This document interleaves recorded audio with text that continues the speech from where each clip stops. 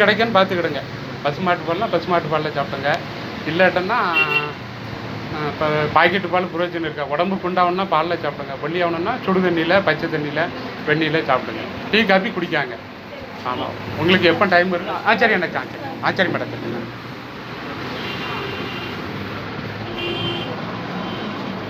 உங்களுக்குமே இன்றைக்கி ஞாயிற்றுக்கிழமை பார்த்தாச்சு. உங்களுக்கு எப்போ டைம் இருக்கோ நீங்கள் ஃபோன் போட்டு வந்து கேட்டுக்கிடுங்க. மருந்து சாப்பிட அந்த பருமன் சரியாயிடும், வறுமை பிடிப்பு சரியாயிடும். அதுக்கப்புறம் அந்த எல்பை பிரச்சனை, அந்த இடுப்பு பிரச்சனை, முதுகு வலி, எல்பையில் வலு இருக்கும், நல்லாயிருக்கும். வேறு எதுவும் டவுட்டு கேட்கணுமா? சரி, இப்போ ஒரு பட்டணம் போதுங்களா? ஆமாம், காலையில் பாதி நைட்டு பாதி சாப்பிட மாட்டேன், சீக்கிரம் குணமாயிடும். அதை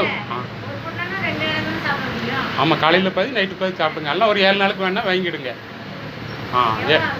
7 நாளுக்குன்னா ஒரு 700, ஒரு 1050 ரூபா வரும்.